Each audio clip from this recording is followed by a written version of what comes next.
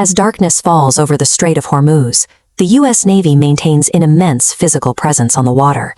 The strategy here is straightforward: freeze the Iranian economy with a naval blockade and force a surrender without firing a single shot. But this map tracks exactly how well that strategy is working. Over a single 72-hour period, satellite data caught 52 different vessels sailing right past the American fleet. The ships bypassing the fleet are not limited to stealthy cargo runners. A $500 million luxury superyacht, owned by a Russian oligarch, cruised right through the blockade, completely untouched. Long-standing allies are also making their own rules. Japan directly negotiated with the Islamic Revolutionary Guard Corps to secure safe passage for a supertanker carrying 2 million barrels of oil. When the world's most powerful navy cannot hold a 2-mile-wide physical choke point, it forces an uncomfortable question: who is actually in control of global trade right now? Out on the water, Iran is actively intercepting international cargo vessels with fast-attack military boats. They are taking ships by force, including large cargo carriers bound for India, causing immediate supply chain disruptions across Asia. And they are backing up this physical force with paperwork.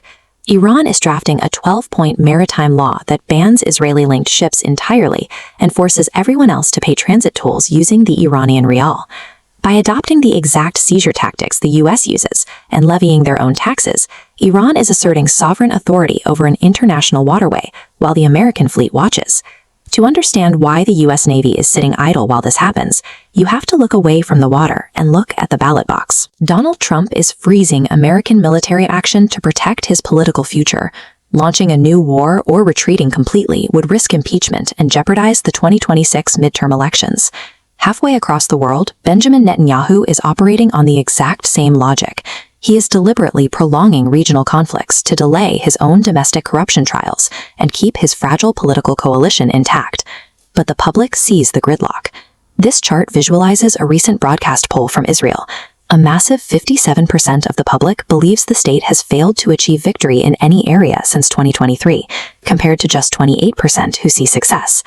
The most volatile military standoff on the planet is currently stuck in neutral to ensure the political survival of two embattled leaders.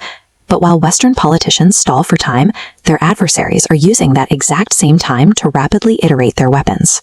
Hezbollah is mass-producing incredibly cheap 3D-printed drones and strapping old Soviet RPG warheads to them. The engineering trick here is a physical tether.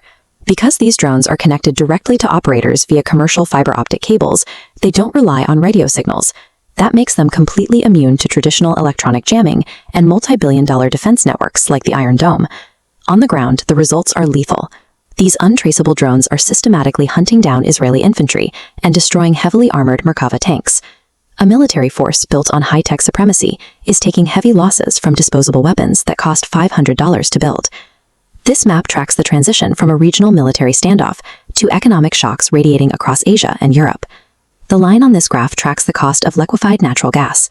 Spot cargo prices spiked 125%, crippling economies like Thailand.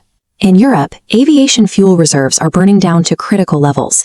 The shortage has forced major carriers like Lufthansa to cancel 20,000 flights.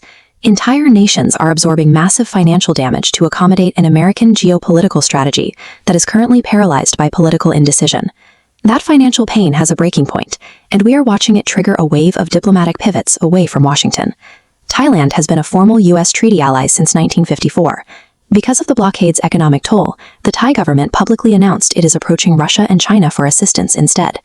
The European Union is breaking ranks as well. Brussels is actively threatening to sanction Israel over the purchase of stolen Ukrainian grain arriving at the port of Haifa. Even the core Middle Eastern alliances are fracturing.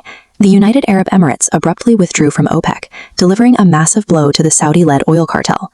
The naval blockade in Hormuz was intended to force Iranian submission. It instead demonstrated that global powers will prioritize their own stability over a fractured U.S. strategy, which has shattered the very alliances Washington relied on for global influence.